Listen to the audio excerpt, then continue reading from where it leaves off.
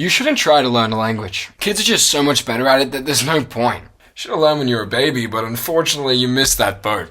Give up. I despise this mindset. Usually it's not that blatant, but it's what people are saying, in effect, right? They act like adults can't learn a language. If they do, they'll never be fluent. And if they become fluent, they'll just lose it anyway. Even if there were a kernel of truth to that, isn't that just the most loser mindset you've heard in your entire life? If you peek behind the curtain, is all this rhetoric about kids being sponges just an excuse for people who don't want to put in the work? If you haven't heard it before, it's common to say that children are sponges of knowledge. This means that they just soak up all the information around them and it's so easy for them. This idea isn't too divorced from reality, and it refers to what is called the critical point hypothesis. I despise the critical period hypothesis. Sorry, I'll save my complaints to later on in the video. There is some merit to the idea. For this section, I will be as educational and as impartial as I possibly can be, despite the deep-seated hatred in my heart. The critical period hypothesis was developed by some neurologists in 1959. These guys, Wilder Penfield and Lamar Roberts. And yes, that is an old white guy named Lamar. But CPH was only popularized 8 years later by this guy, Eric Lenneberg. These smart gentlemen proposed that our brain is uniquely suited to figuring out the fundamental structures of language when we're in our early developmental years. They ascribed this to the brain's properties of lateralization and neuroplasticity. You don't have to know anything about lateralization. It doesn't even really change with age anyway.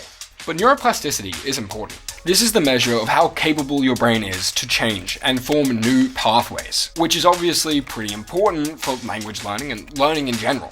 Typically, when people get set in their ways, that's decreased neuroplasticity. So being open-minded isn't just a turn of phrase, it's something we can physically, biologically measure, which is pretty cool if you ask me.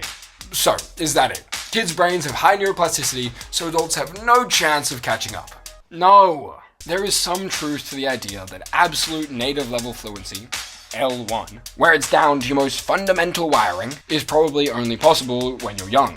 But this doesn't actually mean anything for what people call fluency. Different aspects of language learning are theorized to have different critical periods. None of the core things we associate with fluency, grammar, pronunciation, vocab, are said to have strong critical periods. So you can make big gains in these areas at any age. However, to be fair, areas like prefrontal synthesis are said to have a strong critical period. But I don't think lack of capacity to consciously, purposely synthesize novel mental images is the reason why a French person says hello when you say bonjour. Further, whilst neuroplasticity is correlated with age, it's not one-to-one. Like, yes, there is a bit of a decline when you get to like 60, but it's not like it becomes impossible. Not even close. It just requires a bit more effort. Because the important thing here is that you can slow your loss of neuroplasticity. In fact, it's not just that learning is improved by good neuroplasticity. Neuroplasticity arises from learning. Remember what I said about being open-minded? Essentially, you exercise your brain and you make it work better. The one thing that is true and I do think is valuable about critical point hypothesis is that it explains why language learning is so use it or you lose it.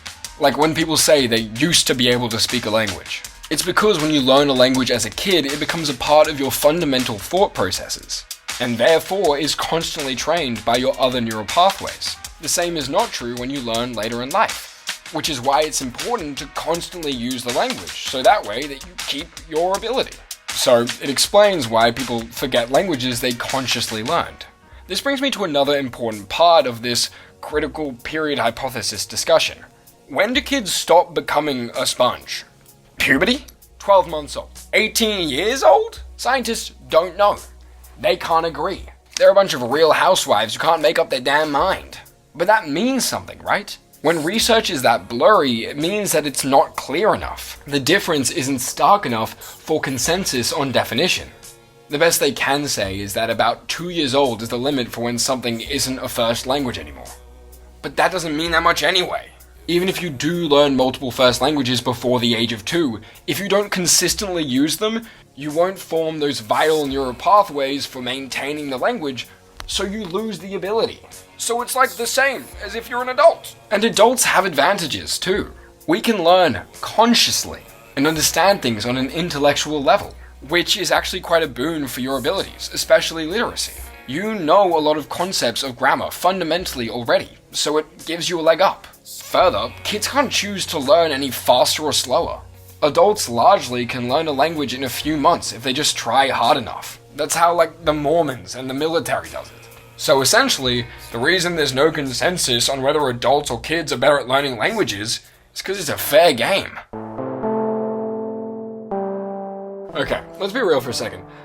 That previous section didn't make sense. Like, you're smart, you understand the neuroscience or whatever on an intellectual level, but like anecdotally, most people you know learned a language when they were a kid. When they were a sponge, per se. No matter what sciencey bullshit I say, your lived experience doesn't align with what I'm saying, and I recognize that. So I'm gonna try and make it make sense. Imagine a language learning heaven. What would that look like to you? Is it a bunch of Duolingo owls on every corner? Perhaps it's a giant library of textbooks that go over every intricate detail, with YouTube videos explaining the pronunciation of every single word, and with every single rule you win to memorize, hand narrated by Danny DeVito himself. That sounds nice. Useful, even. But, like, a lot of work, right? Like, you could learn a language there, but it would require a lot of effort on your behalf. Let me propose something else to you. You are stranded on an island of people who want nothing more than to be able to speak with you. But here's the problem. They all speak the language of a Gaugnal, and none of them can speak English and are physically incapable of learning it. The only way for you to communicate with your Gaugnalians is to learn their language. And the thing is, you're stuck on this island until you learn a Gaugnal. But because everyone wants you to be able to learn a Gaugnal, they make it as easy as possible for you. They are pretty slow in the way that they speak. They check in with you all the time and make sure that you're keeping up with what they're saying. And will keep things as simple as possible to make sure that you understand. They don't care at all if you make a mistake. And none of them ever shames you or makes you feel like an idiot for not keeping up. What's more, they don't expect you to learn basic words like hello for like a whole year, and would be ecstatic if you're able to speak at a basic level in 3 years. And to top that all off, they don't expect you to do anything else but learn a Gaugnal. This is priority numero uno, and you constantly have attendants who will do anything for you and know you better than yourself. Sounds like some crazy, impossible learning heaven, right? Well, congrats. That's what it's like being a baby. I mean, you probably figured that out. But like, that's what it is, right? No one cares if you fuck up. They're all incredibly patient, and the expectations are on the floor. Do you know how easy it would be to learn a language if you were in this situation as an adult? You'd become fluent far before any baby. You'd kick their ass. They're still figuring out their Googles and Gagas. But that wouldn't work for adults. Yes, it would. There are language learning schools built exactly on this premise. And it's exactly how the Mormons and the military people learn a language in like a few months. They just focus on practical language and communication. Cause oh yeah, in a Gauglian heaven, they also don't expect you to be literate for like 10 years. Anyway, my video isn't gonna be about how to learn like an Gauglian. I like linguistics, but my channel is about health, science, and interesting internet narratives. Though I will link a playlist of good videos on the topic and philosophy of language learning down below. Instead, given my channel's foci, let's talk about why language learning is so important. And why I despise people who love talking about critical point hypothesis shit so much.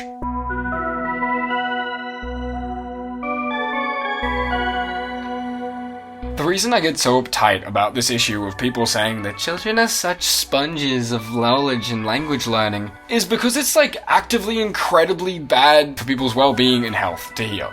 Not only are you being a massive dweeb, trying to ruin someone who is trying to better themselves, one of the only ways we know of protecting your brain health is through language learning. This advice is like telling an overweight person not to run on a treadmill because a skinny person will run faster.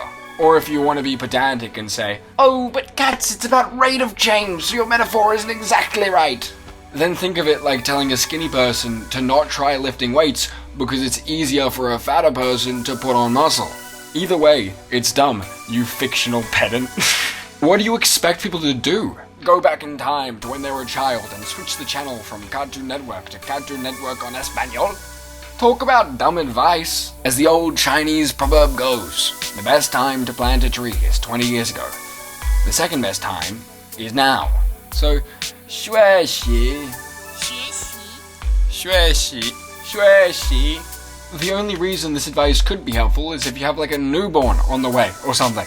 Sure, get them on Cartoon Network on Espanol and expose them to other languages. But don't forget, that kid needs like constant exposure to that language throughout their life. Or they're gonna become one of those people that are like, oh, I used to speak that language, but I can't now. Which is like so sad. And it's something that happens to like practically anyone who learns a foreign language. By the way, that's how people in non-English speaking countries learn English. They just are constantly having to put up with our shit. And it's around them all the time, so they're constantly having to listen to it. Constant exposure is how you get language learning. And wanting to genuinely learn the language, which is because they want to watch Friends on Cartoon Network in English. And like I said before, it doesn't actually matter if you learn the language. Your health improves just by doing the mental legwork. Remember how I said you can improve neuroplasticity by learning languages? That's a finding that's been replicated in many studies. Foreign language learning enhances cognitive functions in older adults, improving memory, attention, and executive functions and potentially delaying cognitive decline. Second, language experience-induced brain changes, including increased grey matter density and white matter integrity, can be found in children, young adults, and the elderly. Can occur rapidly with short-term language learning or training, and are sensitive to age of acquisition, proficiency or performance level, language-specific characteristics, and individual differences. Further, it's been correlated with delaying the onset of dementia, which is crucial for those who are predisposed to Alzheimer's, for example. And like I said, it's not even about speaking multiple languages, it's about learning them. In fact, there are many studies that go over using language learning as a direct medical tool. We propose that foreign language learning programs aimed at older populations are an optimal solution for building cognitive reserve because language learning engages an extensive brain network that is known to overlap with regions negatively affected by the aging process.